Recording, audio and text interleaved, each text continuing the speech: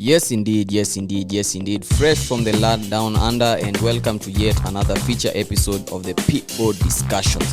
First things first, Carlos Sainz returned with a bang and led Ferrari to maximum points. Where was Max, you wonder? We discussed the Red Bulls and ponder on his misfortunes with the brake issue.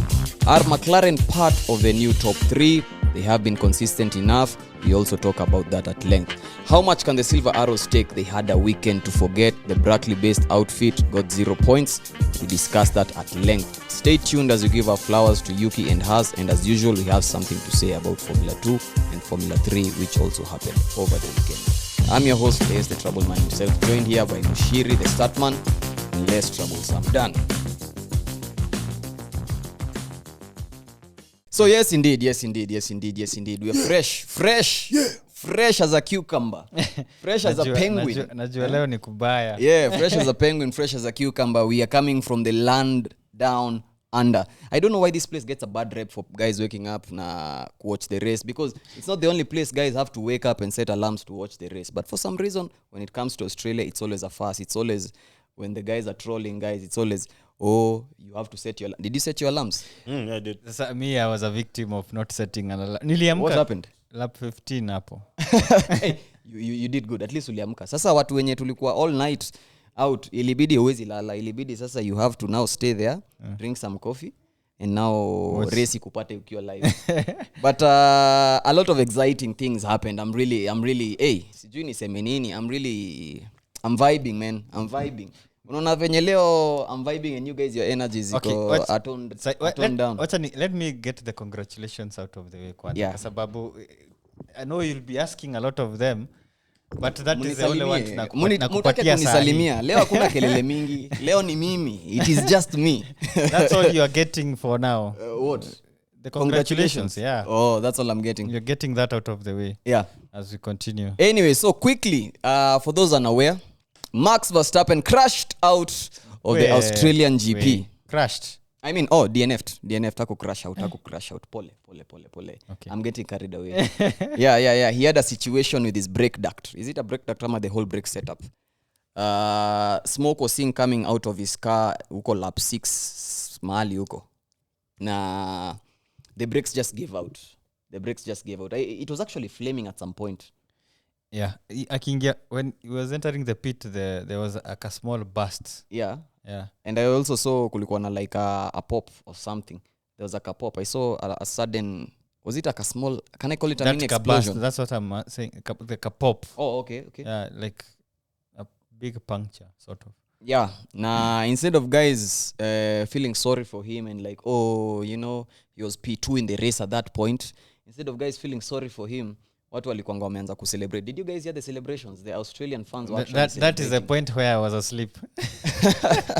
Lucky man. The Australians were actually celebrating. Did you hear the celebrations? Kulikuwa na some cheers kwa stands. Uko kama grand stands. Kulikuwa na guys walikuwa like, yeah! I didn't hear that. Then the camera panned to some lady there alikuwa na some whatevers. And yeah, a PS3.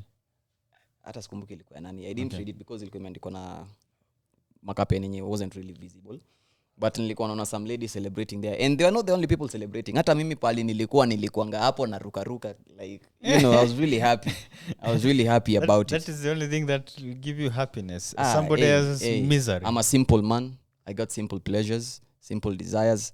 But Mimi, you know, personally, I won't go hard in. Mimi, I want to beat Max on track. I don't want to beat Max na hizi vitu zinaitwa natural calamities ama vitu kama hizo, acts of God.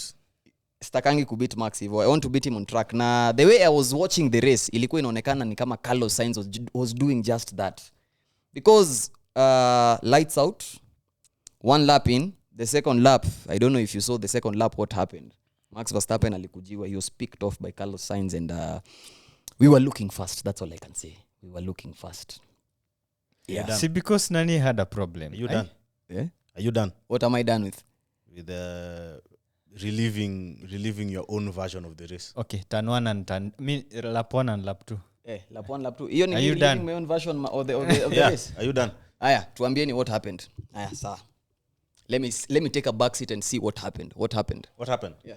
Lap 1, Max was in the lead. Carlos got the DRS. He took the position. Lap 2, Max took the position again. But because he had like a handbrake on, he missed. I think it was it turn 4-5 somewhere there. I think it was turn. Yeah, he missed a corner that missed his exit, and Carlos. Akasema, thank you very much. Yes, but by then Max, in fact, even before the race started, during the formation lap, Max already had brake problems. So that is the version. Those are the facts. So this is your version of the story. That was not a battle. No. Listen, this is your version of the story now. No, it's factual. Based on what? Bro, there's radio messages between Max and his racing. Listen. What the fans saw and what everybody else saw was Carlos Sainz picking off. It's okay. Picking off Max Verstappen. You know, give Carlos Sainz his credit. And this is a guy with one less organ than Max Verstappen. Now imagine if he has. Okay. So are you done? if he has all the organs. Are you done? You need to respect Mr. Smooth Operator. That was a smooth operation by him. Yeah, it was. Anyway, moving on to that situation. Oh, by the way, the Red Bulls were looking in a certain mode that day. You see, because yes, there was a certain other Red Bull car. The Red Bull si moja, ni mbili. Yeah, Checo was making grounds until somebody's visor got stuck on his floor. So after he overtook Alonso, he slowed down. But what I wanted to say is that both Mercedes drivers is claimed that car is a rocket ship. Like the way to turn 9 and 10, that car was. I mean, really if fast. you're on a pulling cart, I mean, anything is a rocket ship to you at this point. No disrespect to Mercedes, but those guys don't have a car at this point. Let's just be honest. Let's call a spade a spade. He was going to get a podium. And who do you reckon would actually miss out on the podium places if Checo was to get a podium? Norris. Maybe Charles. Okay, Charles might have been far-fetched, but Norris definitely angempata. Angempita. Yeah. Yeah, I mean, Checo was looking fast. He had a grid penalty. He had a grid place penalty. If I'm not wrong. Yeah. What happened? So it was during Q1, and he impeded Hülkenberg. So Checo was doing his outlap, or the lap before now before you now push or you do your qualifying run, and Hülkenberg was actually on a qualifying lap. So on the last left corner before you take your right to the start-finish straight, Checo was somewhere in the picture, and Hülkenberg was like, "Yo, what's this guy doing over here?" And that's how Checo got his penalty for impeding Hülkenberg. Was it three places? Yeah, it was he had to drop 3 places. So he qualified P3, and he had to drop to P6. Now, I think we need to dissect this thing, kidogo, because I know it's not just me, but I think there's an agenda here behind Checo. I was actually going to prompt the question, and I was like, same story with Checo. Okay. Why? Abu update me. Am I missing something? What? Agenda? Okay.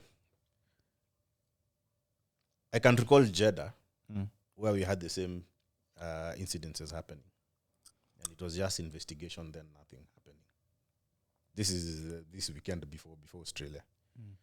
But for Checo, it's not just this season, even last season. So Checo, the moment I just see Checo under investigation, I just know there's a penalty coming. So from your POV, you think the Checo situations are scrupulously looked at and dissected and digested and whatever they do to that situation. But when it's Checo's turn, they just mark over it. They just go through to wanapitia tu juju. Yeah, and you see Checo, I think Checo put himself in this situation. Remember last year when he called the stewards jokers? So I remember. I told you that I'm happy that he hasn't made a mistake. You think him calling... That was before the penalty was issued. You think him calling the stewards jokers kind of painted a target on his back or something? Yes. Because here's the thing.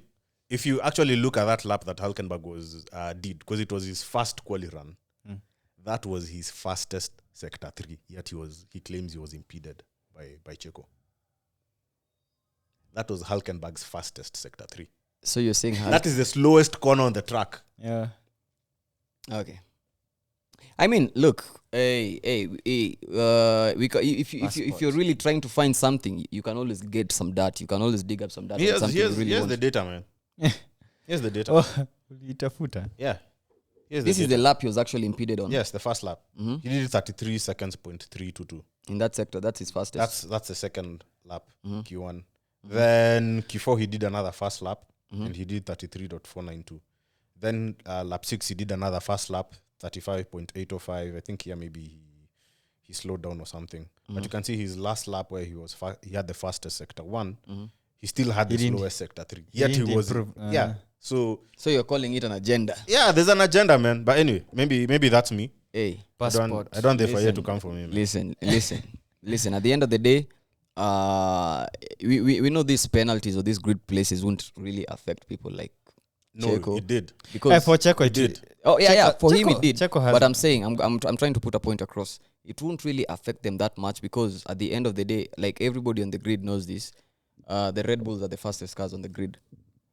As for now, I know. This is just going back to Ferrari. yeah. As for now, until now Are we you done? we Are do you the done? we do the thing. Are you done? We do the thing. Hey, listen, this is our moment, our 15 minutes of fame. Why are you trying to rain on our parade? Don't be sour. Let us shine on our moment to shine. Wewe Red Bull wakishinda ukikuanga hapa, me I let you nini. Let us shine. You know, this moment of ours, it's our moment. Hey, you know we are the last winners from that car, Max Verstappen dominance. I also had something interesting. So apparently, remember when Max was doing the one race, he's won the 2. Then it got to 5. Then he started doing hand signs, how many races he's won in a row. Then he got to like 6. He was now 6. Then he got to 7. Then he got to 10. This was supposed to be his 10th from Singapore. He wanted to match his own record. Yeah, he was going to match his own record. This was actually his 10th. It just goes to show how hard it is winning 10 in a row. Being that consistent. Yeah, So hard. He has been consistent. That's not a lie. But anyway, to the Carlos Sainz situation again, we have to give credit where credit is due. I mean, Carlos Sainz wasn't available in Jeddah. Fact. Yeah, he had an appendicitis problem, so he went to get his appendix removed. And we had Oliver Beerman feeling his shoes. Oliver Beerman had a good performance in Jeddah. He, I think, finished P7 or something. I know we don't have a Jeddah episode out, but yeah, he really had some good. There were a lot of things going on in Jeddah. He got some 6 good points. Yeah, he has more points in F1 than in F2. God damn it. Really interesting. Even after this race. The recent one. Yeah. Yeah, still has more points. But the big one was Carlos Sainz missed out. And coming back, it was a talking factor. Like, are you in tip-top shape? Because, you know, F1, in as much as people think it's just about driving cars, it's also a physical sport. You get thrown around in that car, the G-forces are working against you. A lot of things are going. Did you hear what he said? What did he say? Apparently, he had asked Albon, since Albon is the other driver without the with the appendix, appendix. how it will feel. And he was told you'll feel like there's something missing. So the G-forces, when you're going through corners, you'll feel more movement than normal. Yeah. Although it's not painful. How big is an appendix, bro? That's what I was asking. Some people, I asked that same question. Some people are saying like 10 centimeters. God damn it. Wait, you want to tell me an appendix is 10 centimeters? Nah, it can't be 10 centimeters. It can't be 10 Others were centimeters. saying the size of the small finger, so I don't know which is. I didn't even check. But 10 centimeters is a But lot. the thing is, I'm gonna take Carlos' word saying that the ball movement was much more than he expected going through Okay. corners. But as Albon told him, he's going to get used to it. And by the way, he was still bandaged up when he was racing. You could see he was Yeah. still bandaged up. And I was very keen when he was getting out of the car to see how. Yeah. But Doesn't look like it's a thing you really need. The appendix. either- I mean, you can live without it. apparently, Yeah, you can live without it. So it doesn't look like it's something really dire that you need. But hey, he came in, got into the car, and he was a few moments shy from pole position. He was a few minutes shy, or he could have gotten that pole position. No. I mean, look. He was miles away, man. Yeah, away. Hey, come on. And he only Cut him improved some by slack. like 4,000 of a second. Cut him some slack. You know, my measurement He of had pole maxed positions. out the car to say Maivo. Yeah, my measurement of pole positions is always Charles Leclerc. Now, when I saw where Charles Leclerc had qualified, I was like, it's going to be a tricky weekend. Because also, free practice and quali, these guys were struggling with a certain turn. Was it turn 10? Where a certain guy crashed out. Alex Alex Albon crashed out. Ilikuwa Turn 6. It's turn 6. Mm. So these guys are struggling out, and from free practice tuliona these drivers are struggling on that track for some reason. We did see some struggles, and I remember us when we talked about it, we were like, there has to be a red flag in this race or something. We were talking about red flags, DNFs, and the sorts and the likes.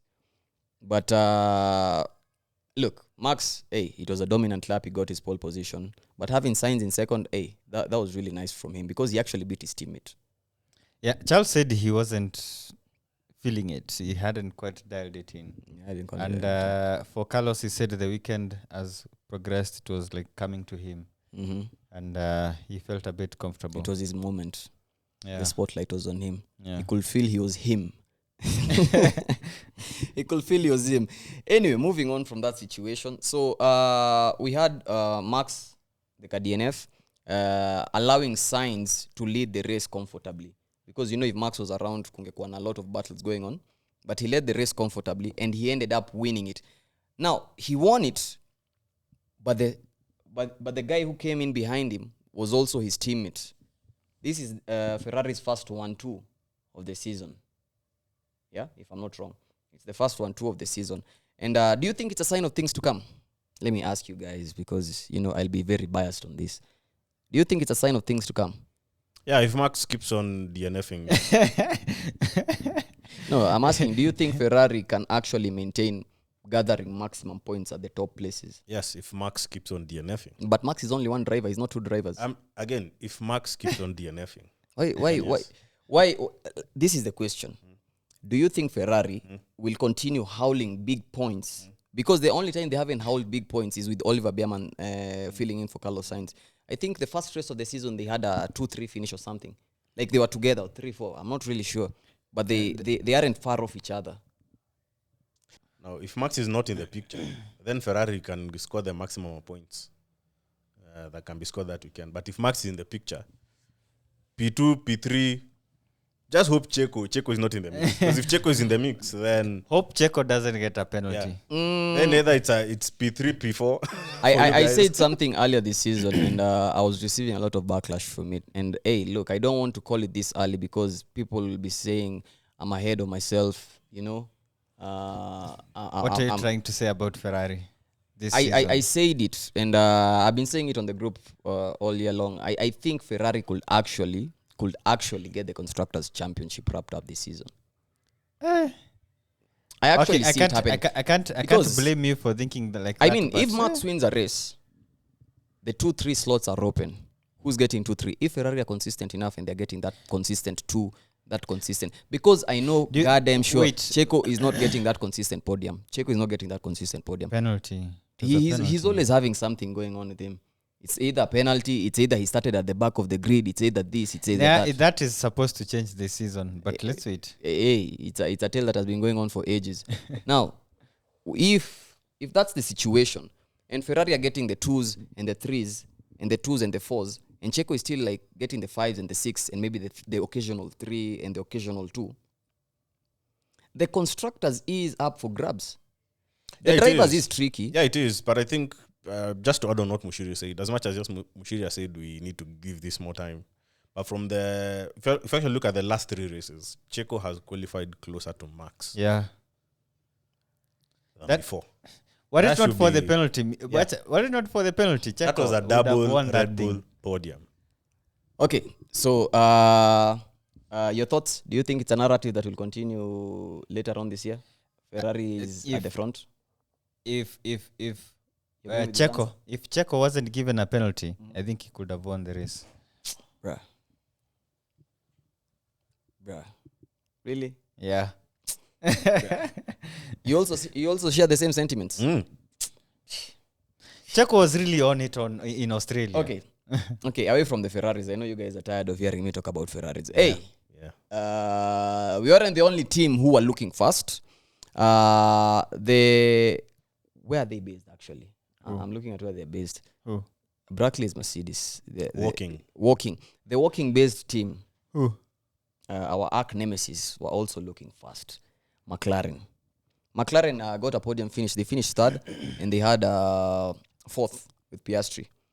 And McLarens have been looking fast. They even qualified at very high places. But that's very interesting. And you guys should watch out for McLaren. Which guys? The Ferrari. If Lando did not pit early, Charles overtook Lando on the pits, eh? Mm-hmm. If he pitted if he didn't pit that late, and he pitted before Charles, isn't it? Lando. Who pitted before the other? Lando pitted earlier, isn't it? Yeah. If he could just cover that position, his position, he would have finished ahead of Charles. And what I saw from there, especially now we are going to Japan, and this is what I want to see is because Ferrari, they have really improved, and I think McLaren still have last year's car. McLaren are still improving from the upgrade they made last year. Yeah? So I would really want to see what will happen, because the high-speed corners, Japan, I want to see either really a Ferrari, have they fast on high-speed corners?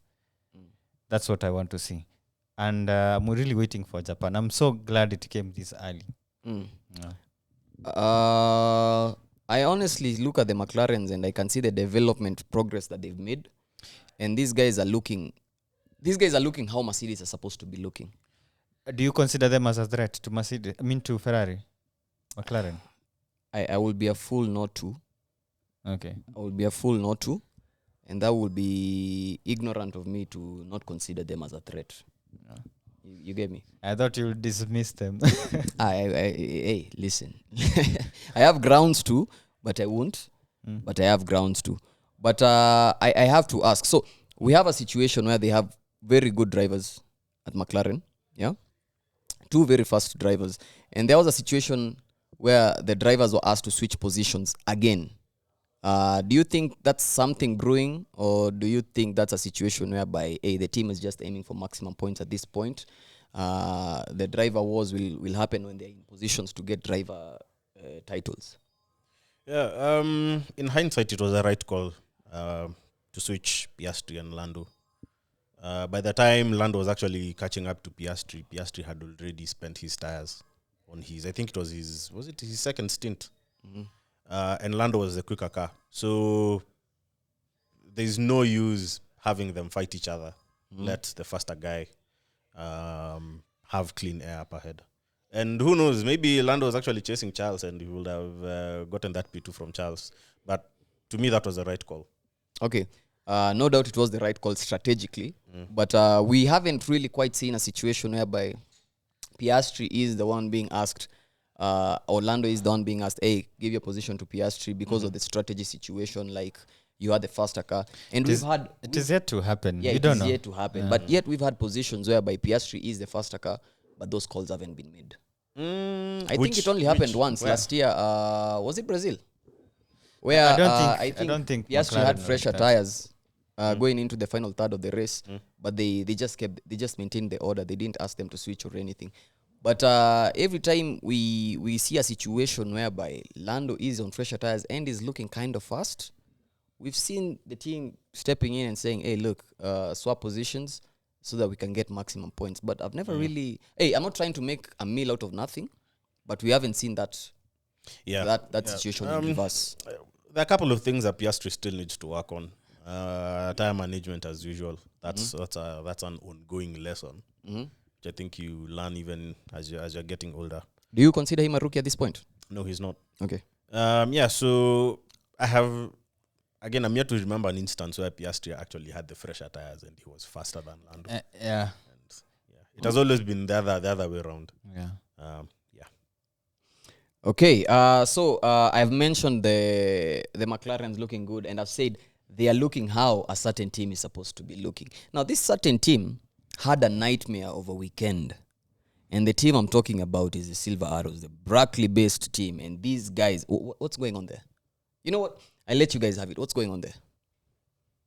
I empathize with their situation. Do you? Yeah, I do. I do. I think it's gotten to a point where Don't want to beat a man when he's down. Yeah. As in, hey, Mercedes fans, I know you're going through it. I know you're going through it. Actually, there's a huge chunk of them who actually now they're no longer Mercedes fans. Now they're already Ferrari fans. What do you mean? That was. What do you mean, bro? You're a punch in the gut. Like 2 DNFs, say. Wow. Bro, how many people do you know who are former? Okay, former. I know former Mercedes fans, Will, and they're Lewis fans, Will, and now they're already Ferrari fans. No, listen, I'll put it like this, yeah. With the Mercedes situation, I think they have 2 fan bases. They are the Hamilton fans and they have Mercedes fans. No, they don't have 2 fan bases. They only have 1 fan base. It's the Mercedes. No, it's only Mercedes. Yeah. Hamilton fans cannot be mixed with Mercedes. They're throwing everyone under the bus at Mercedes. It's everyone's fault. Everyone, Hamilton. Toto, even James, everyone. But Hamilton. First. But let's be honest. The Mercedes fan base was always going to be brutal. Like, if you're coming and you're finding Lewis winning and everything and you jump on it, and when things start going south, it's going to be a brutal. true test of character, don't you think? Yeah. And the reason I said I empathize with the situation is for guys who watch MotoGP, before Rossi left Yamaha, the factory team, Valentino Rossi, he won a couple of championships. He started winning a couple of races. Then he just stopped winning races. Poop, just like that. Yeah. And for me personally, when I started watching MotoGP, Rossi was the guy. The doctor was the guy. He was the one. But he wasn't winning the championship. He wasn't. Even it reached a point where he wasn't winning even races. races, he wasn't winning races. And bro, that thing, it was painful. So when is this? Just give me a time frame so that I can understand. 2015, 16, 17, somewhere there. That was so we had Jorge Lorenzo, we had Marc Marquez. Those were the ones winning. This Jorge Lorenzo guy looks like he was just a bad man. Hey bro, number 99. Hey, that guy was bad. You see, I could just tell it from the name. I could just tell it from the name. Samurai? No, the samurai was Danny Pedrosa. I mean, your name can't be Jorge Lorenzo. Jorge Lorenzo. It was bad news. Exactly. So I sympathize and empathize with these guys, man. They're going through a lot. You've been there before? Yes, I've been there before. Okay. Now that you mentioned Ross, if Hamilton goes through that route, I saw some people will hear of certain incidences. We've seen fans going overboard, and we had a specific one in Australia who actually brought a marriage certificate for Charles Leclerc to sign. I said it was genius. You were coming for me. Hey, that was genius. That lady should be arrested. Now I can only imagine what you're trying to say and the whole Hamilton situation and what might happen to some fans, because there are people who are actually believing at this point. Oh, sorry for cutting you short. What I'm saying, if you watched that Rossi when he stopped winning races and he continued racing, and still the fan base was there, like the last time we won in Italy. That it was so big. So when I'm seeing Hamilton, if that is the route that he might go, some people might not survive. We will hear incidences like where people did something crazy because of jumped off. I swear it will be like that because it will be very painful to watch. It will be very painful to watch. Like the Hamilton thing I was saying, like he's going to Ferrari, and I see people who are genuinely saying that Ferrari is the only team which is giving. I'm also the people who said it, but I'm not a Hamilton fan though. I mean, I like the guy, kind of. I appreciate what he's done for the sport, but I've seen people say at Ferrari that's when we'll know he's back. That's when you'll see he's back, and I'm like, Are you having second thoughts? Do you think Ferrari let the wrong man go? You know my thoughts on this. You don't have to put me on blast. You know my thoughts on this. Basically, you don't see him doing better than Sainz. Come on. Don't put me on blast. That's what you're saying. Come on, you don't see him doing better than Sainz. Just say it, man. Yeah. I asked you guys, is Hamilton still in his prime? And you are quick to come to his aid here, and you said, look, Hamilton is still driving at the top of his game. And I said, are you sure? Yeah. Okay. The thing is, does he still have the ingredients? I don't know. I don't think so. Man. But here's the thing. The longer he stays in this Mercedes funk, the worse it's going to get for him. And that's what I've been saying, bro. Like, listen, when you're only as good as your opponent. You've ever heard that thing? And now he's competing with the Alpines, the Hasses. Tsunoda, Yuki. Hey, Yuki out-qualified him, bana, way. Put some respect. I'm really waiting for on the Yuki-san. Yuki and Hamilton will fight on track. And I listen, can't wait. And I hope it happens this year. Racing is about experience. But Aliponea, and I'm saying this, and I'm saying this is with all due respect. Hamilton is not Alonso. Alonso is one guy who can grind out results out of nothing, man. I haven't seen that from Hamilton yet. And why I'm saying that is because Mercedes have been in a rough patch. I've never seen that one day Hamilton came out swinging and is like, you know what, I'm carrying this team on my back. I know the car is bad, but there's always that like there's one come on, like listen, when Seb was at Aston Martin, and I'm sorry to bring Seb into this, but Aston Martin were nothing. They weren't this Aston Martin. And when he got there, there's one day he decided, listen, you know what? I'm taking you guys to the podium with me. It was a wet race, and you can say whatever you want to say, but he did something, yeah? Yeah. In this whole blip of deep in performance in the Mercedes regime, tell me one day he actually did something crazy. The only time I remember him doing something was that pole 104. Pole 104. Turkey. That is the only thing. It wasn't Turkey. There's only one thing which I'll say, and it is a quote I had. It's an NBA quote: "Is you should never underestimate the heart of a champion." So for now, I can't write him out. Still we rise. Not now. Not at the moment. Let's see how the season pans out. Also. And also how he does in Ferrari. But I'm not counting him out yet. But I'm like, if it can happen. Actually a nice guy. It can happen. He's such a nice dude. Let's wait and see.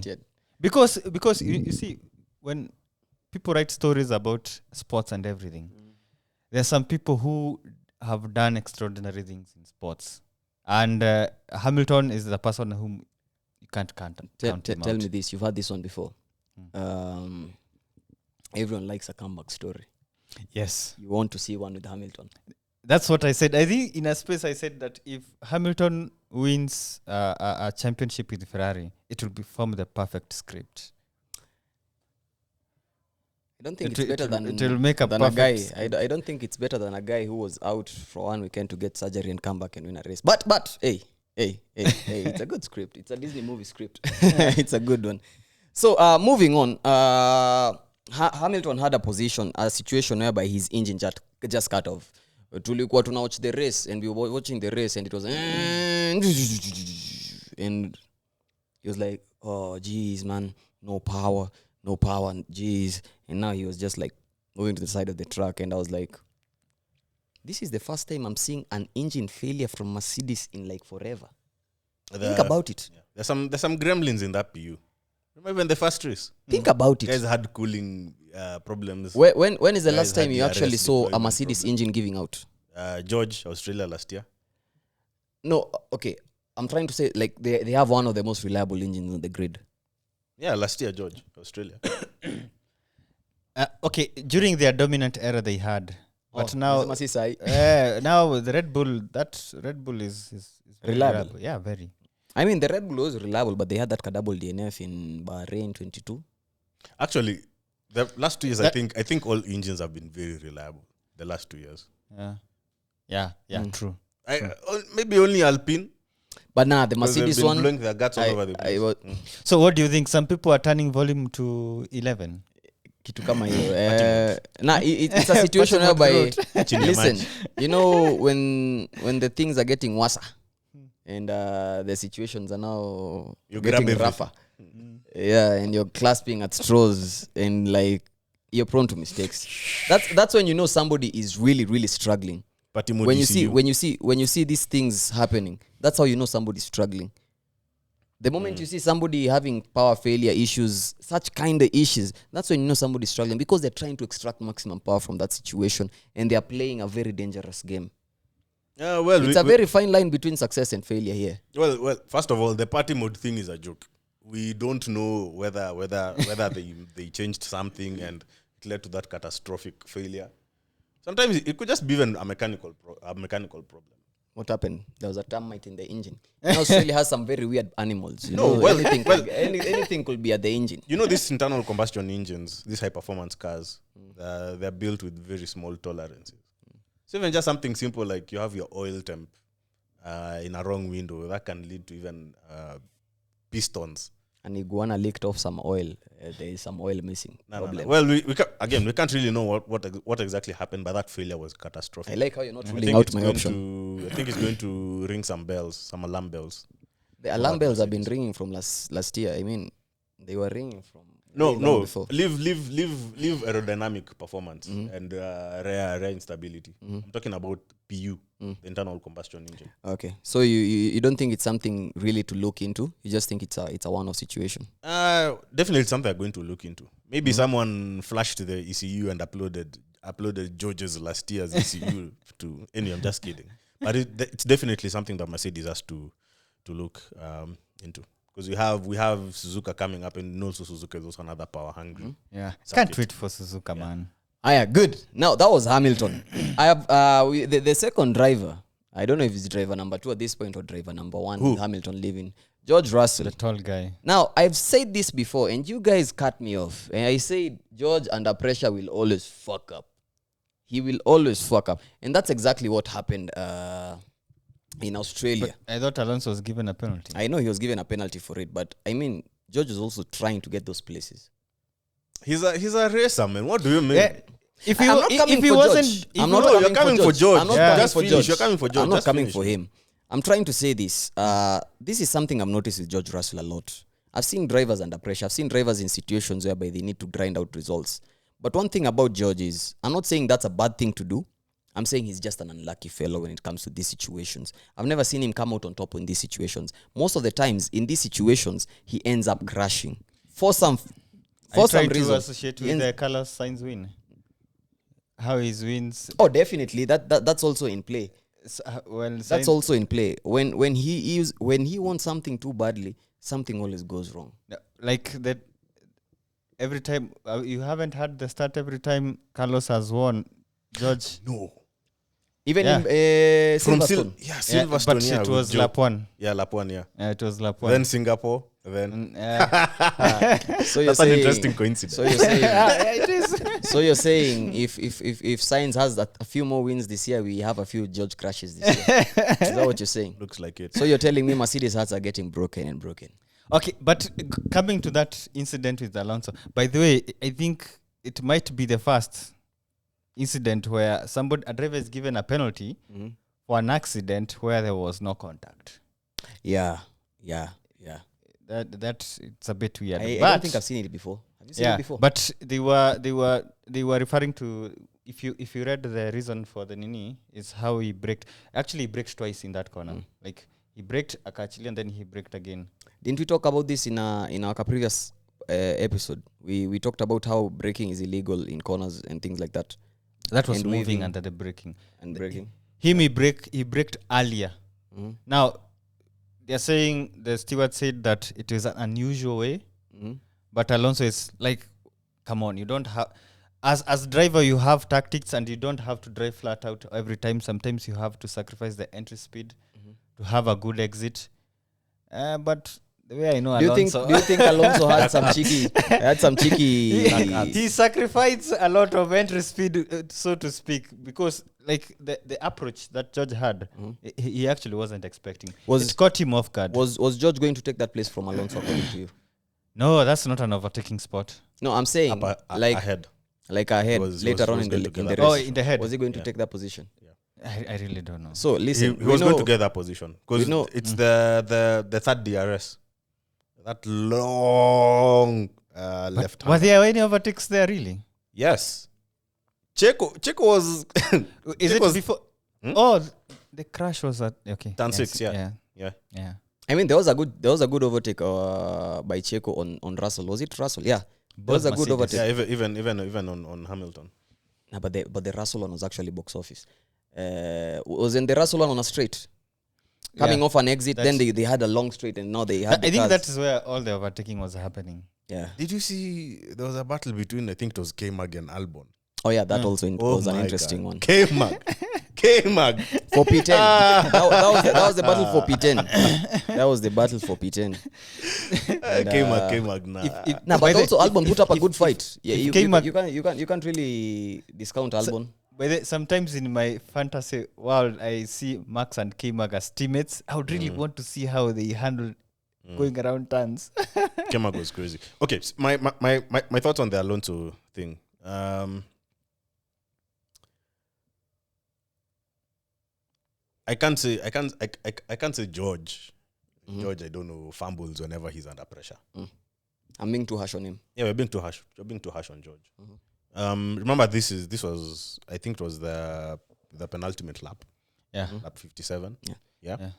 And if you know, if you played either F1 or you've driven a sim around Albert Park, Australia, you know that turn 6, you actually don't even need to, you just need to just tap the brakes. Or maybe you downshift and you let engine braking do the thing. Oh, is that fast? Yes, that's a fast corner.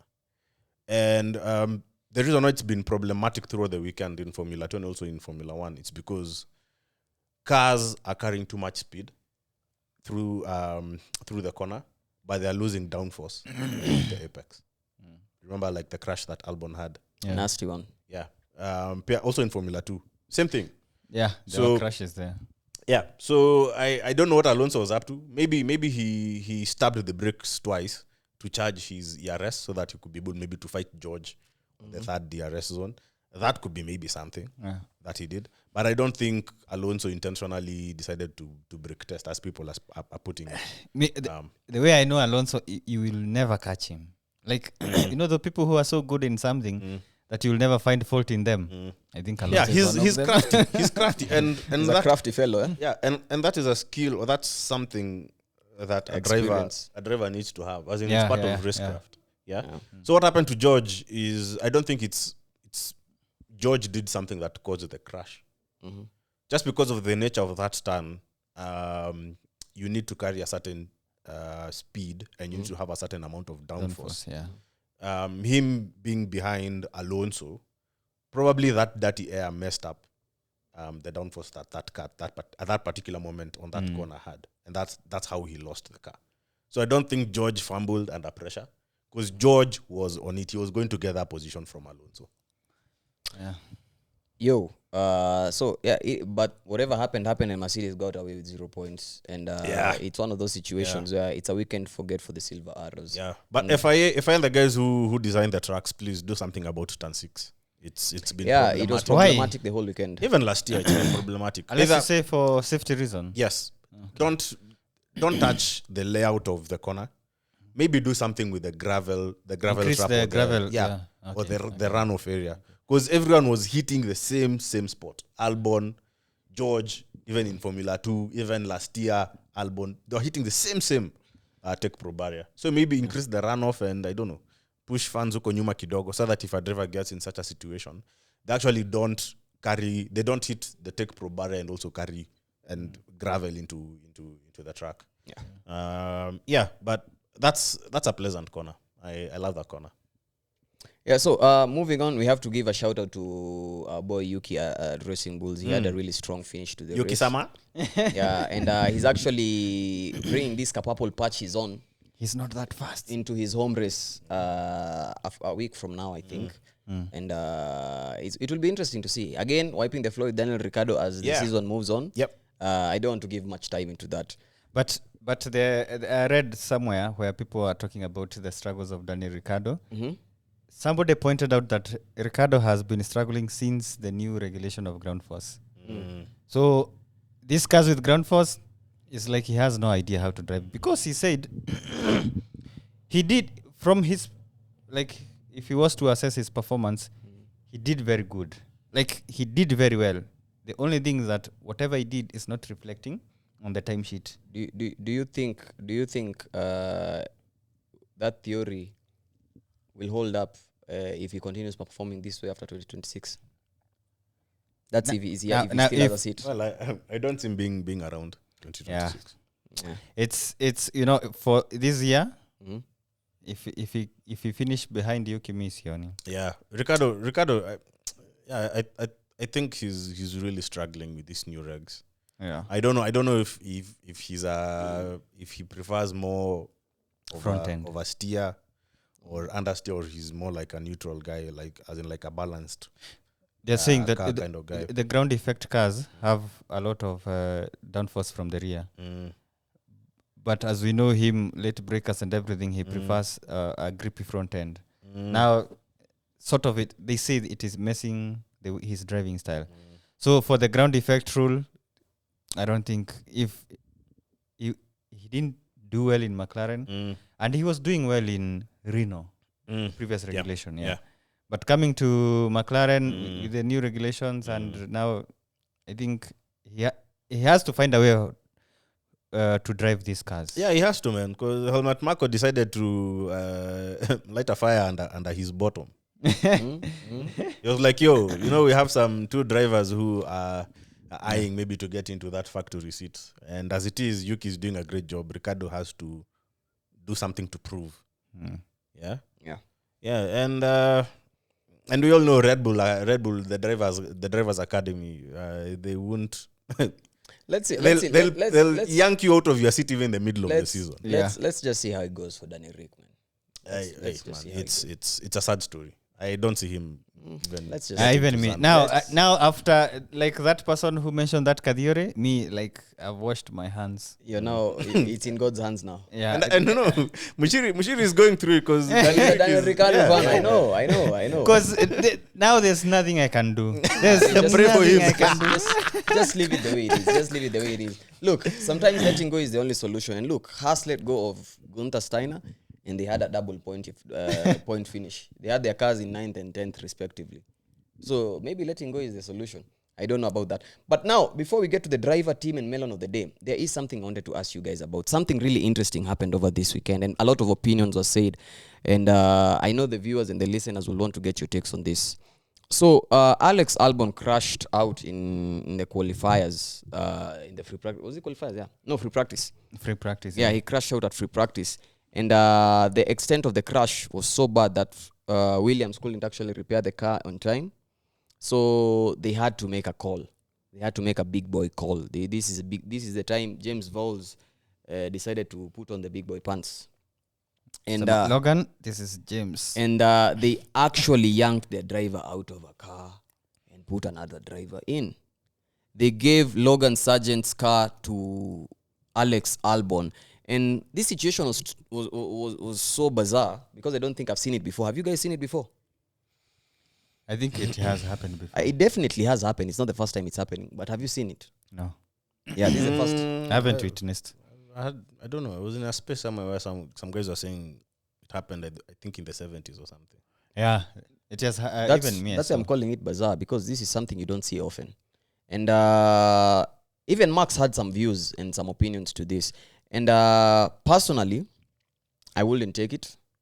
I will now cause a fracas behind the back room, because this is now the realms of disrespect. I understand what they were trying to achieve, and the team principal came forward, released a press statement and said, look, the reason why we are giving Alex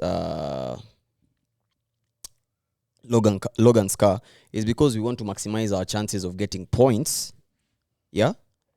And maximizing our chances of getting points, which will be essential in the battle for the midfield later on in the season. Okay, so we already get the Williams objective from that statement. They are trying to get into the midfield, right? At this point, they're P7. Now, number 2, what if your driver was struggling and you're hard telling the world we were trying to maximize our chances of getting points? What do you think that does to the confidence of a driver? Okay. Personally, I think the fact that Albon crashed, he should have lived with the consequences. Mm-hmm. But then again, we don't know these contracts, what they say.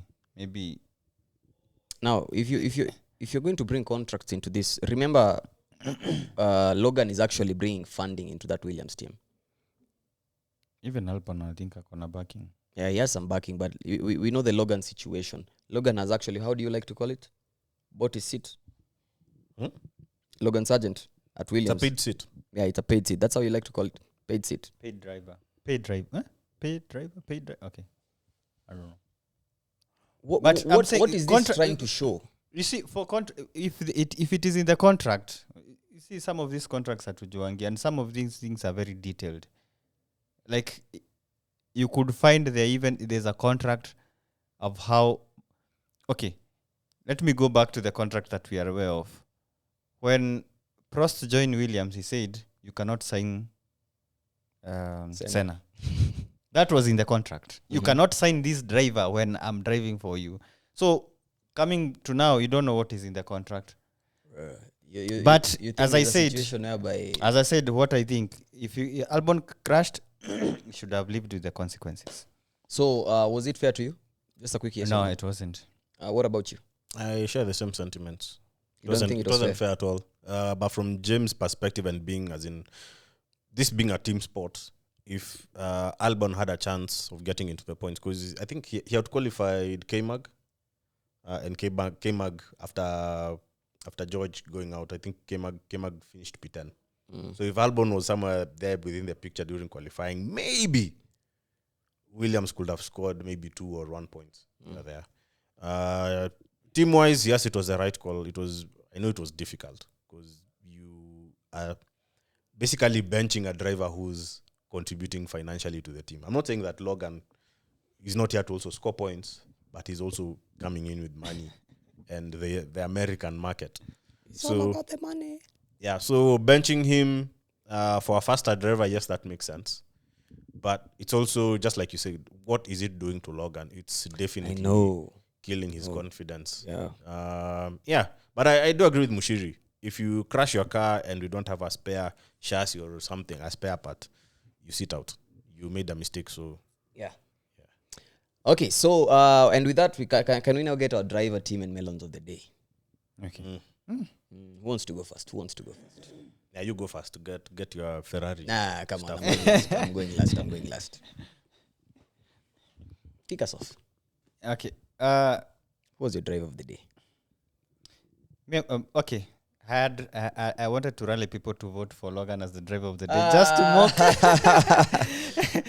to mock the Williams. But to be truthful, I think for me, the way Sainz handled it, especially coming from the appendicitis surgery, the surgery, it was good. I think I also send a shout out to Yuki. That was very good. Yeah.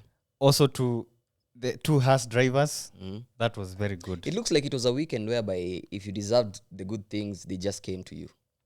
I'm not saying Mercedes deserved the bad things. I'm just saying.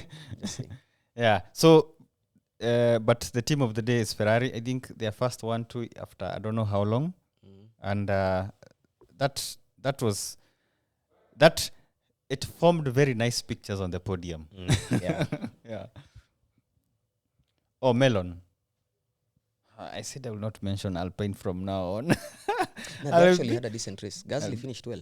Huh? Was it? Gasly was okay. I don't even remember. Are you sure they had a decent weekend? Yeah, I don't think they had a bad weekend. Gasly was P13. Yeah, Gasly Ocon had was P16. Ocon was dead last. Yeah, I mean, Gasly was okay. So for me, okay, and the melon of the day for this, and it hurts me, I would have to say Ricardo. He still hasn't figured out how to drive that car. Yeah, and just wish him all the best. I mean, let's see. Yeah. What about you? Driver of the day, Yuki-san. Yuki Tsunoda. This guy. Every weekend where Yuki is going, he's going to get into Q3.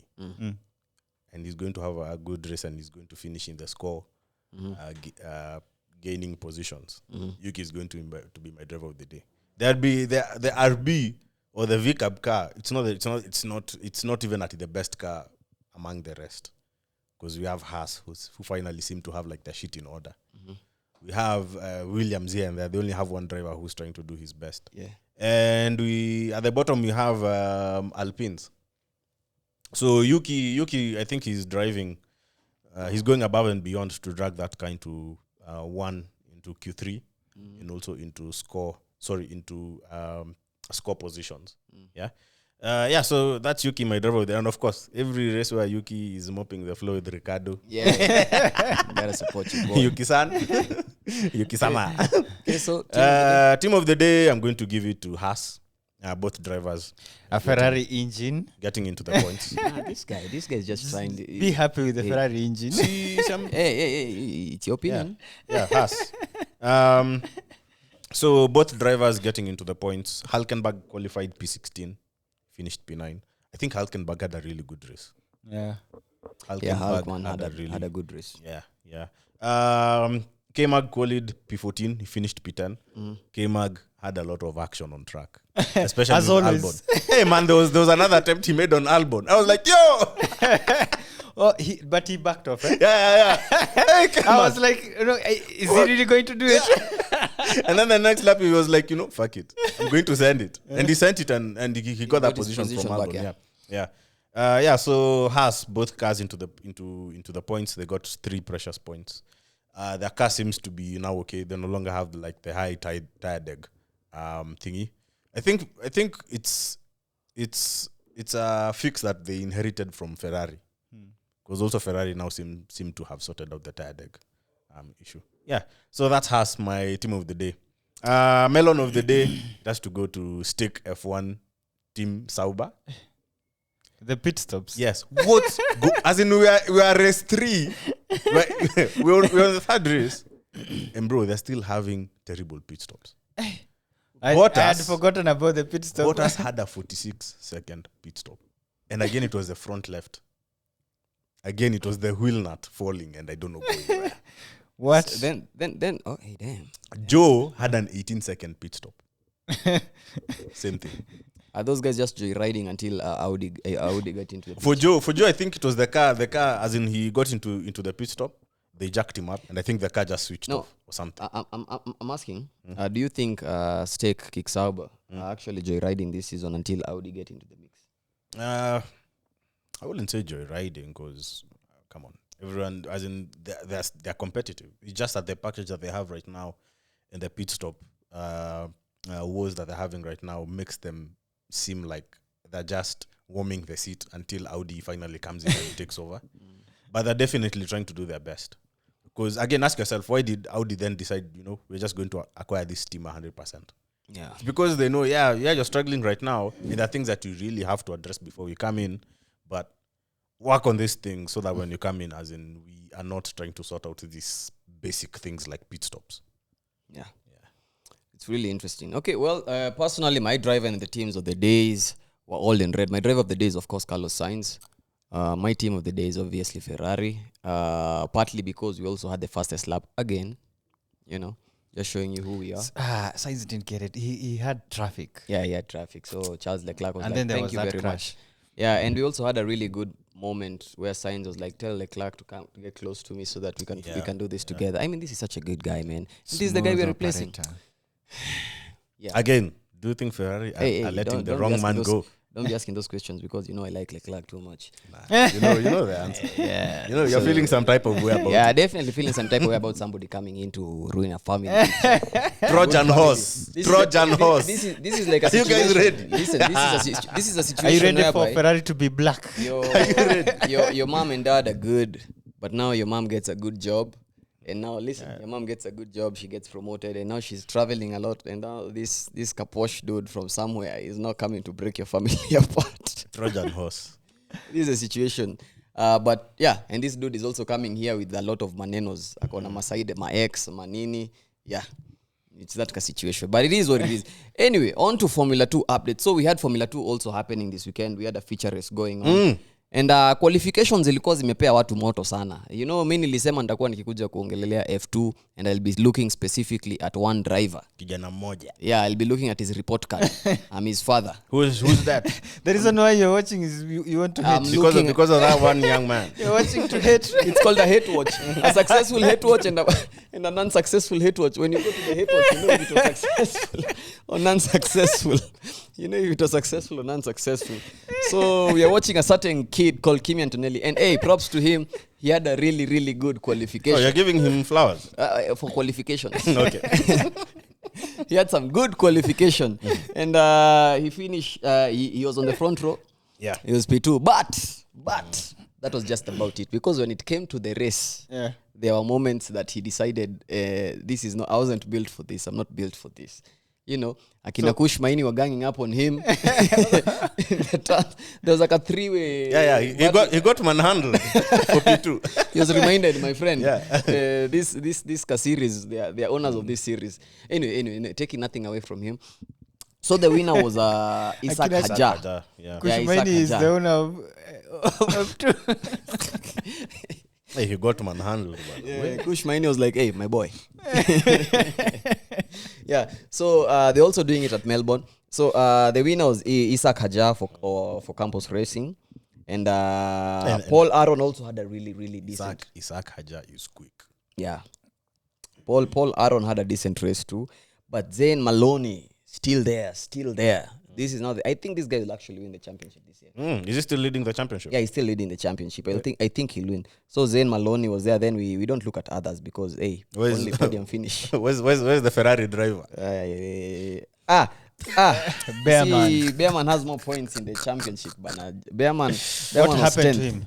Was there a problem? Yeah, there was a problem. No, there's no problem with that Bearman. guy is a problem in itself. What do you mean? What if that he guy is is the not a problem? problem. If Antonelli can qualify P2, What and he if can he is the finish the race problem? before. Look. We're not here to talk about Bearman. We're here to talk about Antonelli. He's a Ferrari driver. Watching to hate. What happened to that Ferrari driver? I'm watching to hate. So Formula 2. But these guys were looking good, by the way. These guys were looking good. So I want to go on to Formula 3. Formula 3 also happened this weekend. It was interesting because was it Begonovic? That's the guy who won. I don't know him that well, but he looks like he's from the Ferrari Driver Academy. He's in all red. Yeah. So Dino Beganovic, do you know him?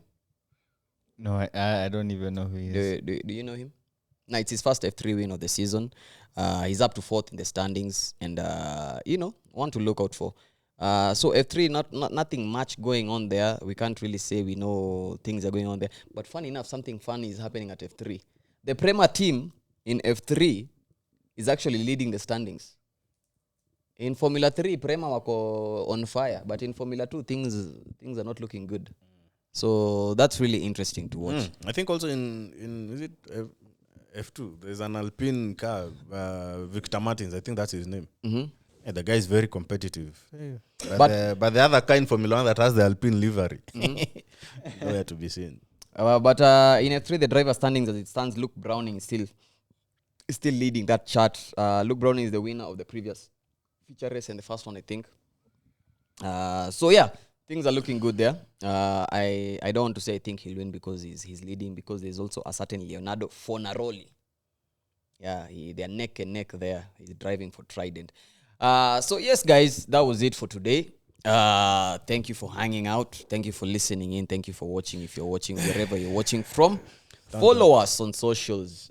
Subscribe to our YouTube channel, and stay tuned for our spaces on X, formerly Twitter.